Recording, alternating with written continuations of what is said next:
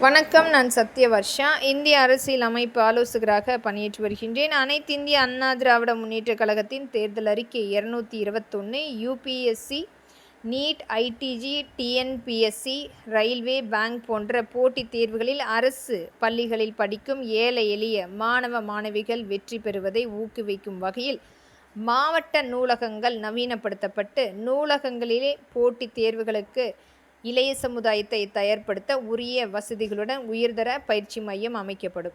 தேர்தல் அறிக்கை 222 இளைய சமுதாயம் வேலை வாய்ப்பு உருவாக்கும் வகையில் திறன் மேம்பாட்டு பயிற்சிகள் வழங்கப்படுவதோடு சீரமைக்கப்பட்டு கல்வி பயிலும் காலத்திலேயே திறன் வளர்ப்பதற்கும் படிப்பு முடிந்த பிறகு திறன் பயிற்சி பெற்று வேலை வாய்ப்பு பெறுவதை உறுதி செய்யவும் நடவடிக்கை எடுக்கப்படும்.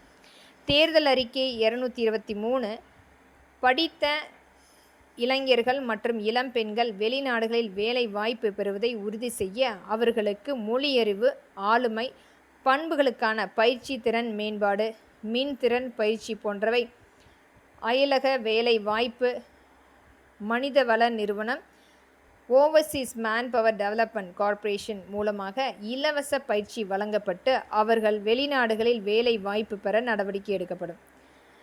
விலைவாசி கட்டுப்பாடு 224 அம்மா உணவகம் மீண்டும் சிறப்பு பொலிவுடன் இயக்கப்படும். மாநகராட்சி, நகராட்சி பகுதியில் மற்றும் அரசு மருத்துவமனை வளாகங்களில் தேவைக்கேற்ப அம்மா உணவகம் திறக்கப்படும்.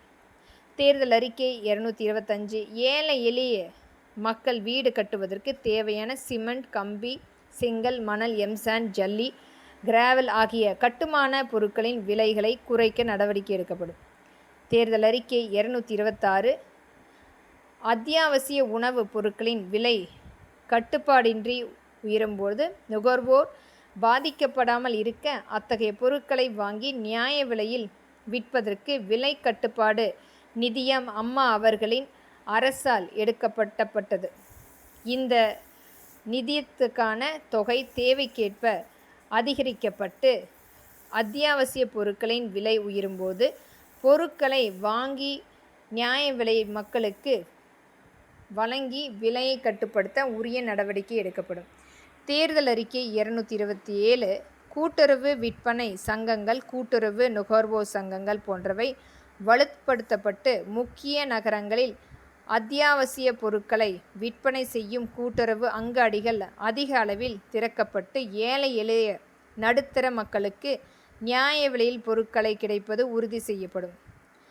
தேர்தல் அறிக்கை 228 மாவட்டந்தோறும் முதியோர் இல்லங்கள் அமைக்கப்படும். தனியார் மற்றும் சமூக பங்களிப்பு திட்ட நிதியில் தொழில் நிறுவனங்கள் முதியோர் இல்லங்களை அமைக்க ஊக்குவிக்கப்படும்.